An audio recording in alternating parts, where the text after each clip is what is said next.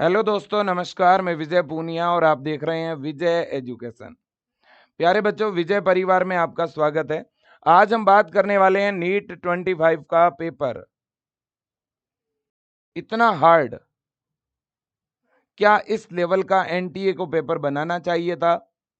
और इस बार पेपर का लेवल टफ होने से इसके क्या परिणाम होंगे, कट ऑफ में क्या बदलाव आएगा? जितने भी बड़े बड़े संस्थान हैं वो भी फेल हो गए इस बार।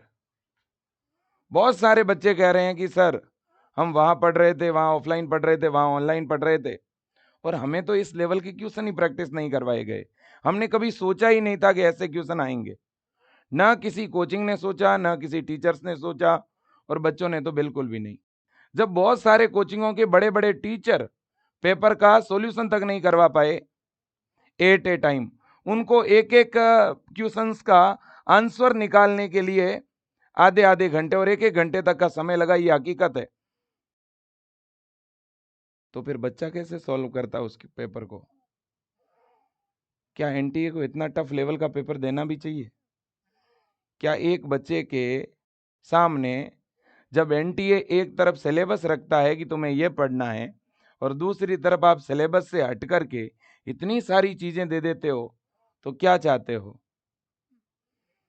एक तरह से क्या एनटीए ने बच्चों को मेंटली टॉर्चर नहीं किया है क्या? एक स्टूडेंट जो पिछले 3 साल से 4 साल से कोचिंग कर रहा था, लगातार ड्रॉप इस उम्मीद में ले रहा था कि इस बार तो कम से कम मेरा हो ही जाएगा, उस बच्चे के साथ क्या ठीक किया एनटीए ने? क्या वास्तव में इस लेवल के पेपर बनने चाहिए क्या? क्या पिछले साल जो बच्चों ने एनटीए के खिलाफ आवाज उठाई, क्या यह उसका परिणाम है? तो कहीं ना कहीं इस बार जो पेपर का लेवल था, इससे क्या सीखने को मिलता है और क्या कट ऑफ में बदलाव होगा, और इस समय बच्चों को क्या करना चाहिए? जिन बच्चों के बहुत कम मार्क्स आ रहे हैं, उन बच्चों को क्या किसी अदर ऑप्शन के बारे में सोचना चाहिए? क्या अब समय आ चुका है कि नीट के अलावा हमें किसी अदर ऑप्शन पे और मेडिकल कोर्सेज के बारे में सोच लेना चाहिए? क्या केवल मेडिकल फील्ड के अंदर एमबीबीएस ही एकमात्र कोर्स बचा है क्या? क्या इसके अलावा और अच्छे ऑप्शन नहीं है क्या? क्या 4 साल 5 साल तक हमें इस केवल नीट के पीछे ही पड़ जाना चाहिए क्या? अब अभिभावकों को भी सोचना है, क्या बच्चों को इतना ज्यादा जब पेपर के माध्यम से मेंटली टॉर्चर मिले, तो क्या बच्चों के दिमाग के साथ इस तरह से खेलना उचित भी है क्या? अरे कुछ बच्चे तो 3 3 साल तक नॉन स्टॉप पढ़ते हैं। क्या फंक्शन, क्या शादी, क्या समारोह, कौन रिलेटिव, उनको मशीन तक बना रखा है बच्चों को। अब ये पढ़ो, अब वो पढ़ो, अब ये मैराथन, अब वो मैराथन, ये टेस्ट सीरीज, वो टेस्ट सीरीज, मॉडल पेपर, फला ढिमका। ये हकीकत है। तो इस तरह का पेपर आने से बहुत सारे बच्चे दुखी हुए, बहुत बुरा लग रहा है। मैं पिछले 3 दिनों से लगातार यही बात बोल रहा हूं, और हमने जब पेपर सॉल्यूशन स्टार्ट करवाया, तब भी मैंने ये बात आपके सामने रखी थी कि कुछ पेपर इन लोगों ने आउट ऑफ सिलेबस भी दिए। जब कोई बच्चा पेपर में ऐसे क्वेश्चन देखता है, तो वास्तव में वो बच्चा होपलेस हो जाता है, वो डीमोटिवेटेड हो जाता है, और इस चक्कर में बच्चे बहुत सारे आते हुए क्वेश्चन गलत कर देते हैं, है ना?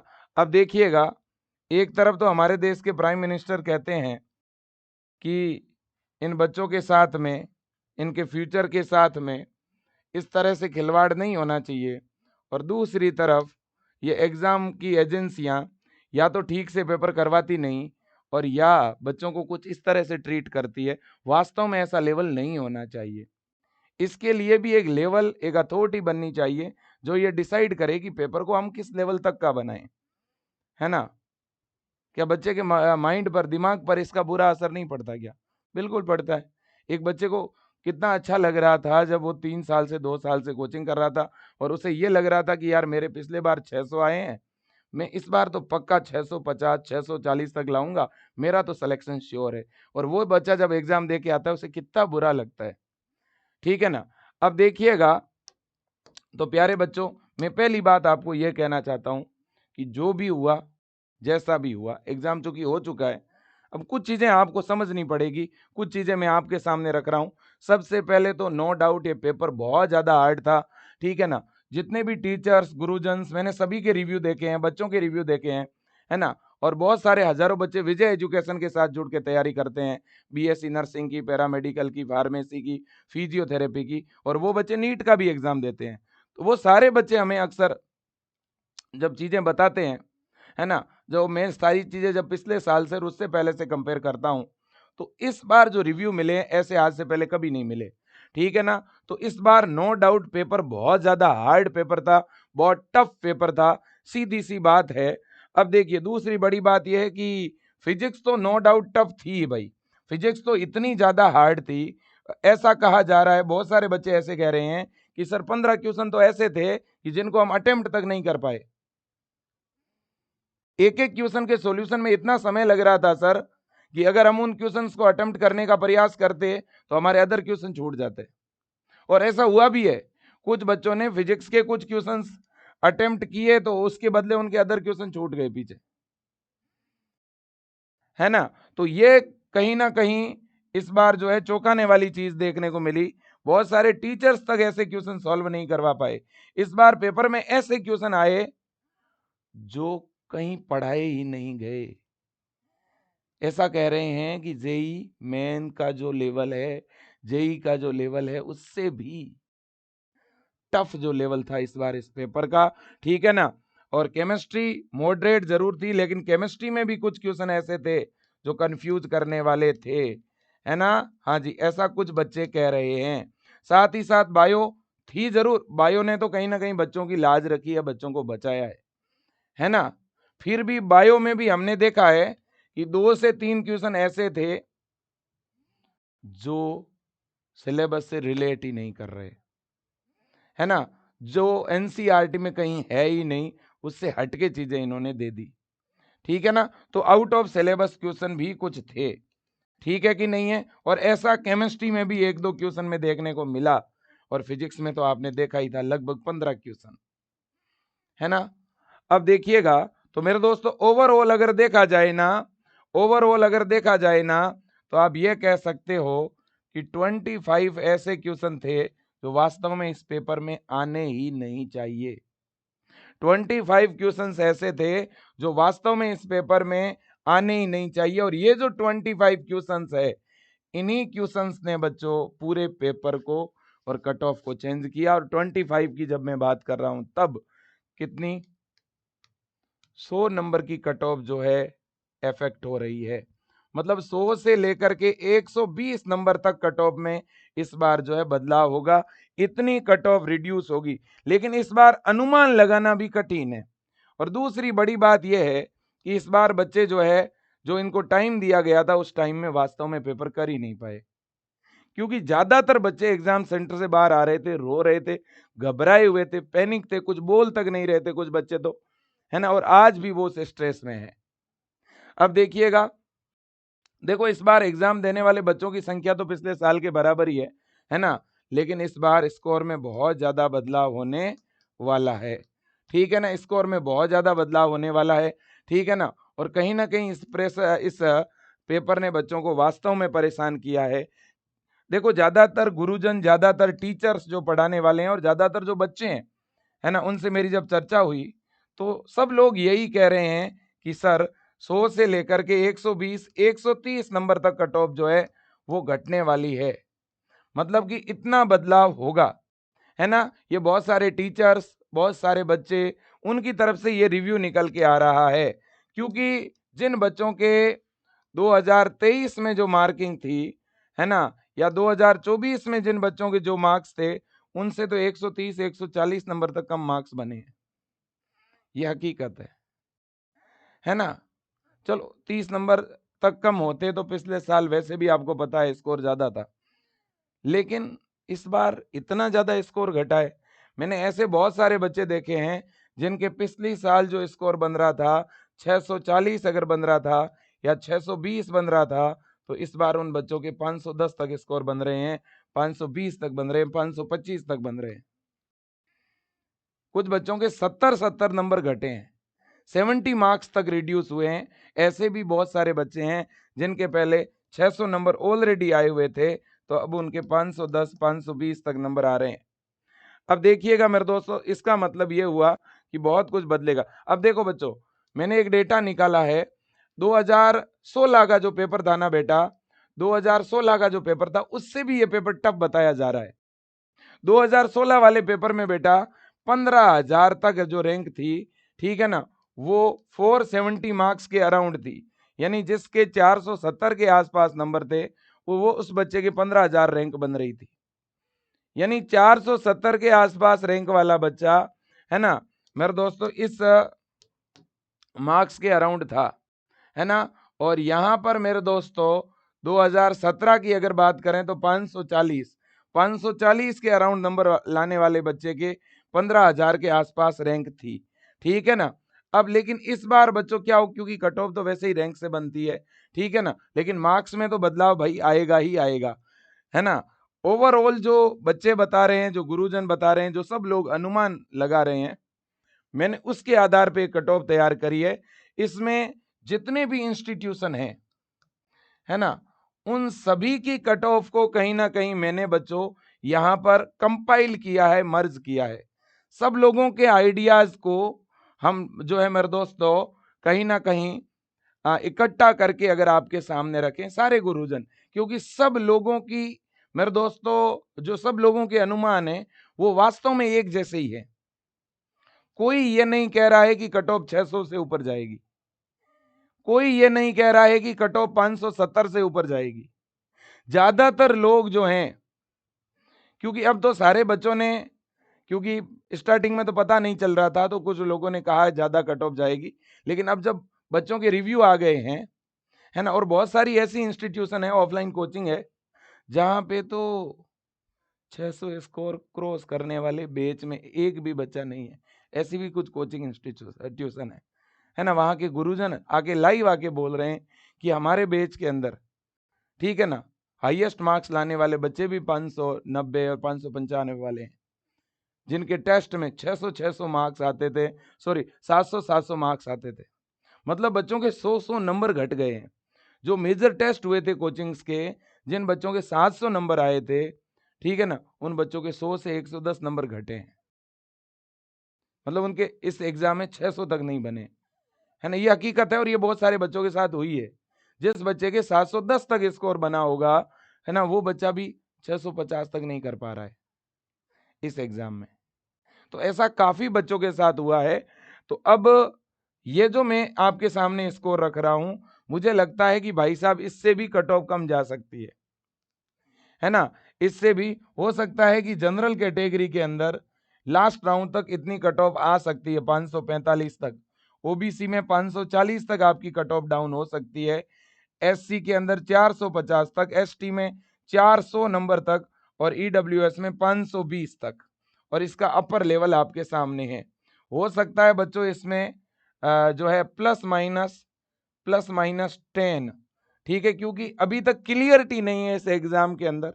मे भी हो सकता है फर्स्ट राउंड के अंदर जनरल की कट ऑफ 560 चली जाए, 570 भी चली जाए, जिसकी संभावना काफी कम लग रही है ना।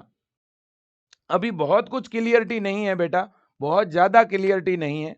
तो अभी इसको अपन full and final cut off नहीं कह सकते, अभी तक ये एक आइडिया मात्र है, ठीक है ना, क्योंकि बहुत सारी चीजें क्लियर ही नहीं हो पा रही है।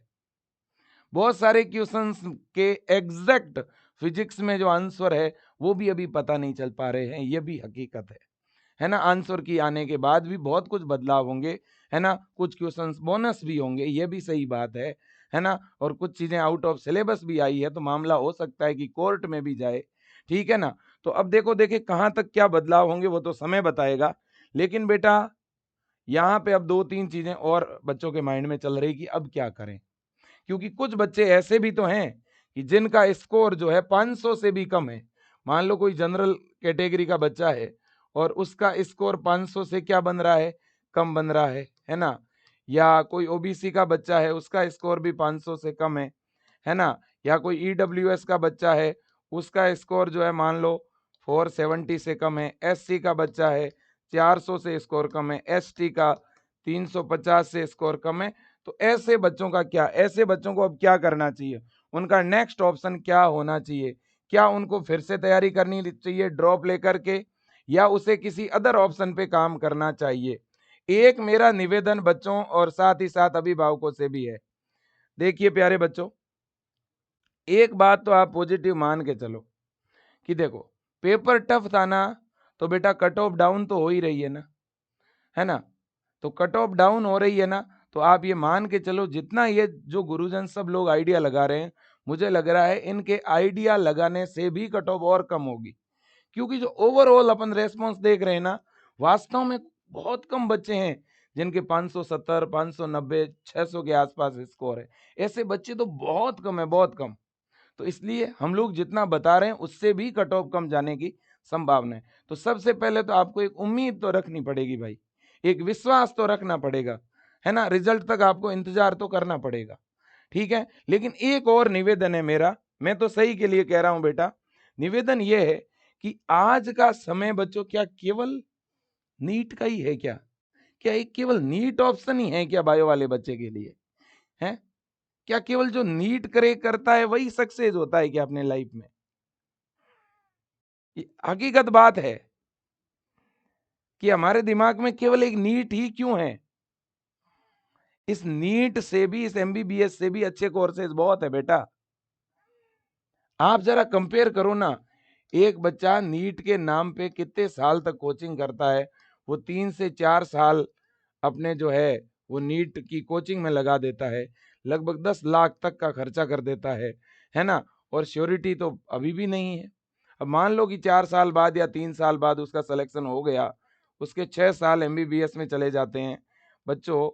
10 साल तो उसके 12th करने के बाद चले गए, 10 साल बाद उसके पास डिग्री आएगी। अब वो डिग्री आएगी तब वो एकदम फ्रेशर होगा, अचानक से तो उसे कोई भी हॉस्पिटल तो नहीं रखेगा, क्योंकि अभी एक्सपीरियंस थोड़ी ना है उसके पास।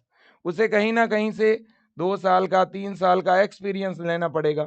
एक्सपीरियंस लेने के बाद उसे ठीक ठाक सैलरी मिलेगी, लेकिन अभी भी उसे एमबीबीएस करने के बाद उतनी ही सैलरी मिलेगी जितना एक नर्सिंग ऑफिसर को मिलती है। अभी उसे पीजी और करनी पड़ेगी आगे, उसके लिए और एंट्रेंस एग्जाम देना पड़ेगा, ठीक है ना? और इसके बाद में उसके 2 साल, 3 साल, 4 साल कई बार पीजी में लग जाते हैं।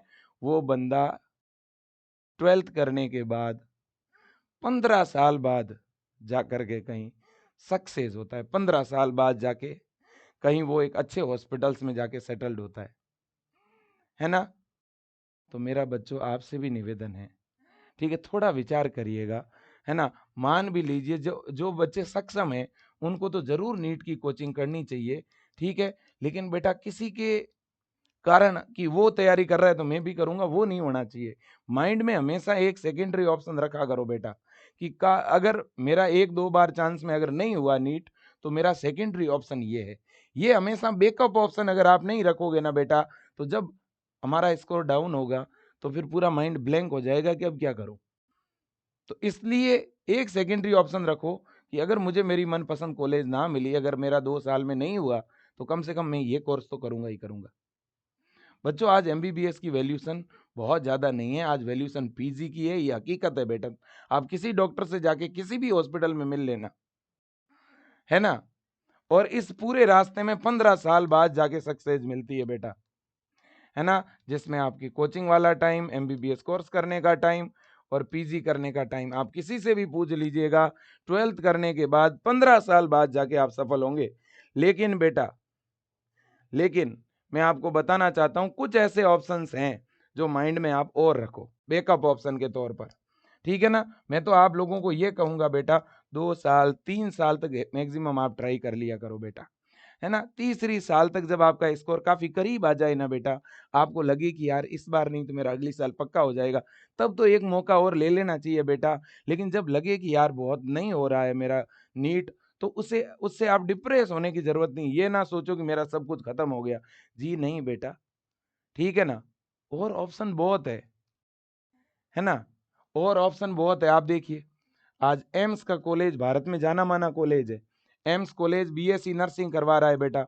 इसके फॉर्म भरने की कल लास्ट डेट है। आप एम्स बीएससी नर्सिंग के फॉर्म नहीं भर सकते क्या बेटा? भर सकते हो ना।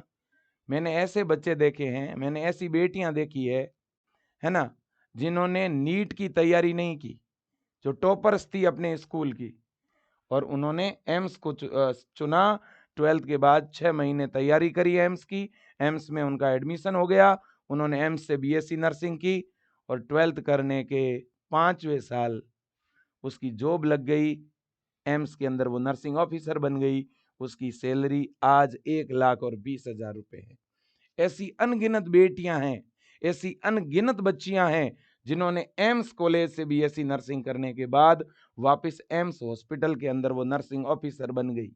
कहने का मतलब ये है बेटा कि नीट के अलावा भी बहुत ऑप्शन है ना। आप एम्स कॉलेज से बीएससी नर्सिंग कर सकते हैं, एम्स का अपना अलग से एडमिशन टेस्ट होता है, ठीक है। इसी तरह से बच्चों, एक PGI-MER के नाम से चंडीगढ़ में कॉलेज है बीएससी नर्सिंग का, ये अपना अलग से टेस्ट लेता है, इसके फॉर्म अभी आने वाले हैं।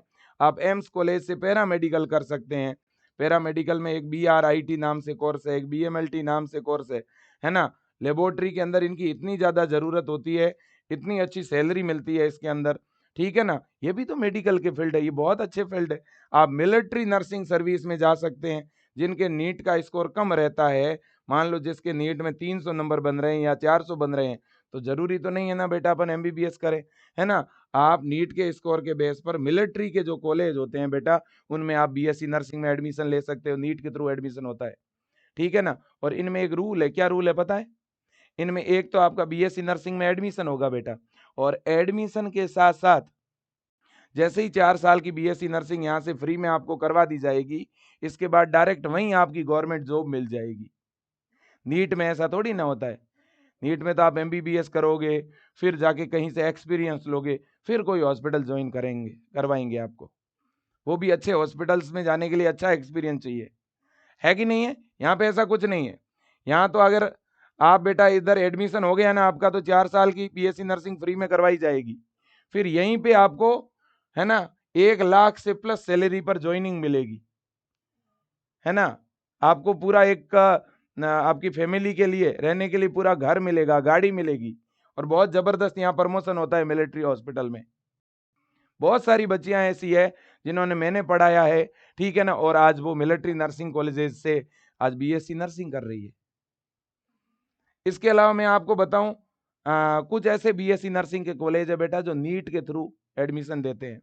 नीट में अगर आपका स्कोर 400 है, 450 है, 300 है, तो आपका दिल्ली के जो नर्सिंग के कॉलेज है, जो IPU यूनिवर्सिटी से मान्यता प्राप्त है ना, उनमें BHU, इसके अंदर ESI कॉलेज है कुछ, है ना। ये BSc नर्सिंग के लगभग 18 कॉलेज है बेटा जो नीट के थ्रू BSc नर्सिंग करवाते हैं, आप इनमें जा सकते हो। इसके अलावा आप बेटा वेटनरी का ऑप्शन देख सकते हो। जरूरी थोड़ी ना केवल नीट ही एक ऑप्शन है, MBBS ही एक ऑप्शन है। आप वेटनरी में जा सकते हो। बहुत सारे राज्यों में वेटनरी का अलग से एंट्रेंस एग्जाम होता है। अभी राजस्थान में वेटनरी के फॉर्म निकले हुए हैं, अगस्त में इसका एंट्रेंस एग्जाम है। आज वेटनरी डॉक्टर की कितनी डिमांड है बेटा, है ना। डॉक्टर आराम से फ्री भी रहता है, अपने मम्मी पापा के साथ आराम से घर पे रहो और अच्छी जॉब भी करो, है ना। क्या बेटा हम ये चाहते हैं कि भाई एक इस कोर्स के पीछे ही पड़ जाएं, हो भी नहीं रहा है फिर भी पीछे पड़ जाए? ऐसा भी नहीं करना चाहिए। और क्या इसे एक प्रेशर ले लेना चाहिए इस नीट का? अरे बिल्कुल भी नहीं बेटा, ठीक है ना।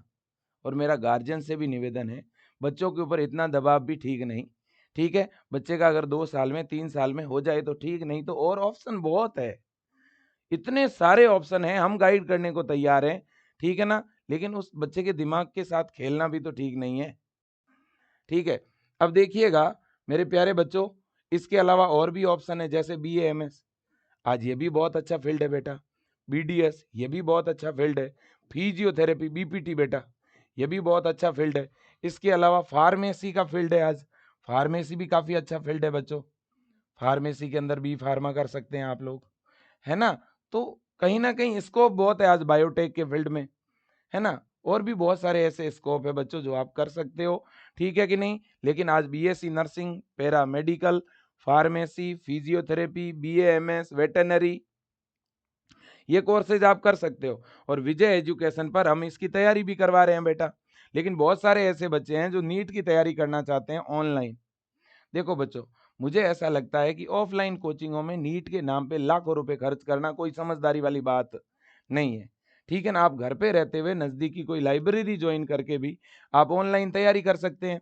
और जब आप नीट की तैयारी करो तो एक बैकअप ऑप्शन रखो कि भाई मेरा नीट में होगा तब तो नीट, नीट में नहीं हुआ तो मैं एम्स नर्सिंग में या पीजीआई नर्सिंग में या एमएनएस नर्सिंग में जाऊँगा, मैं मेरा टाइम खराब नहीं करूँगा।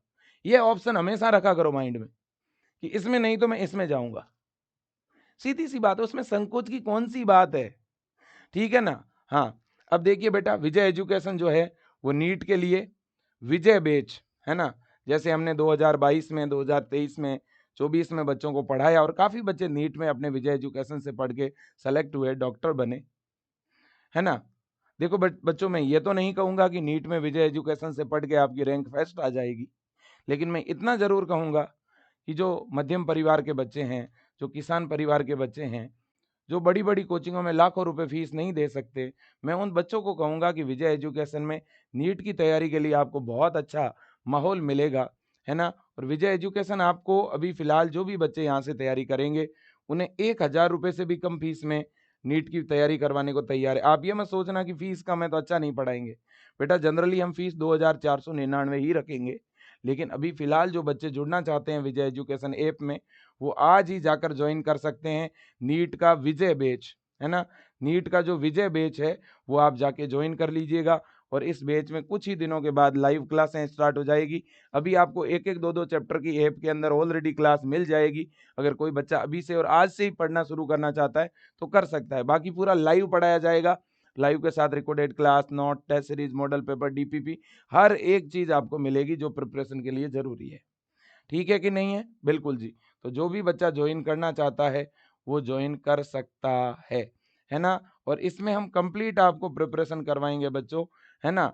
ये एक तरह का कॉम्बो टाइप का बैच है, जहाँ पे आपको 11th प्लस 12th दोनों ही तैयार करवाई जाएगी, है ना? बिल्कुल जी।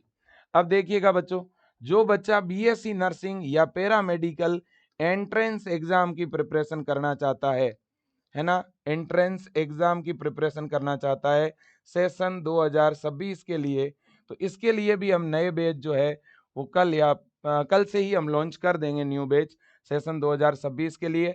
और जिनमें अभी क्लासेस स्टार्ट कर देंगे, तो कोई भी बच्चा किसी भी स्टेट के लिए, सभी राज्यों के लिए हम ऑनलाइन बीएससी नर्सिंग और पैरामेडिकल एंट्रेंस एग्ज़ाम के बैच सेशन 2026 के लिए लॉन्च करने जा रहे हैं। लेकिन बेटा, अभी सेशन 2025 के एग्ज़ाम नहीं हुए हैं बीएससी नर्सिंग के। तो अगर बेटा, जैसे आप सेशन 2025 का, है ना, राजस्थान वेटनरी का एग्ज़ाम देना चाह रहे हो, तो आप फॉर्म भर के विजय एजुकेशन का ऑनलाइन बैच लेके तैयारी कर सकते हो। आप अभी इस साल बच्चों सेशन 2025 का एम्स बीएससी नर्सिंग और एम्स पैरामेडिकल का फॉर्म अभी भरा जा रहा है।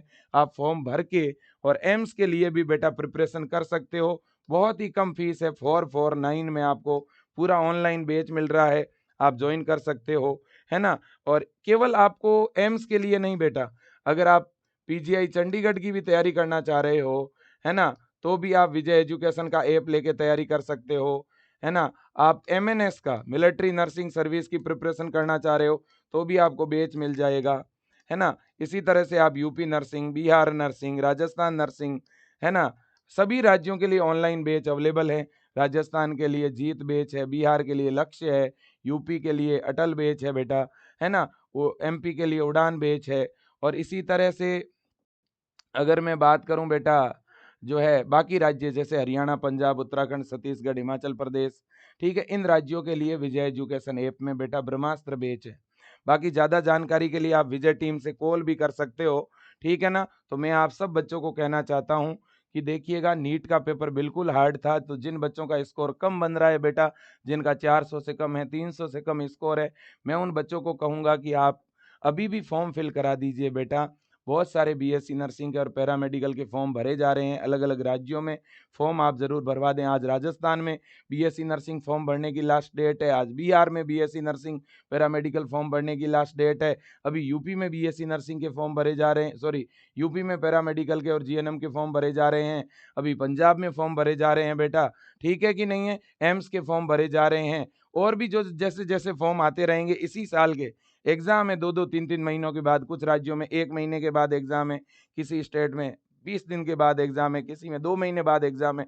तो अभी से लग जाओ ना तैयारी में, डटो ना बच्चों, बढ़िया जम के तैयारी करो ना, ठीक है? तो नीट का प्रेशर लेकर के मत बैठो, नीट के पेपर हार्ड था, जी हार्ड था, लेकिन उससे डीमोटिवेटेड होने की ज़रूरत नहीं है। जिनको दोबारा तैयारी करनी है, वो दोबारा तैयारी कर सकते हैं। ड्रॉपर बच्चे विजय एजुकेशन के साथ जुड़ के कर सकते हैं।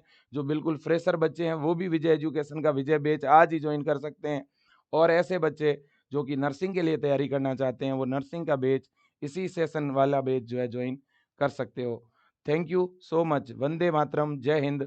और बेटा, बुक्स अगर कोई ज्वाइन करना चाहता है तो बुक्स भी ले सकता है, और टेस्ट सीरीज लेना चाहता है तो भी अवेलेबल है विजय एजुकेशन ऐप में।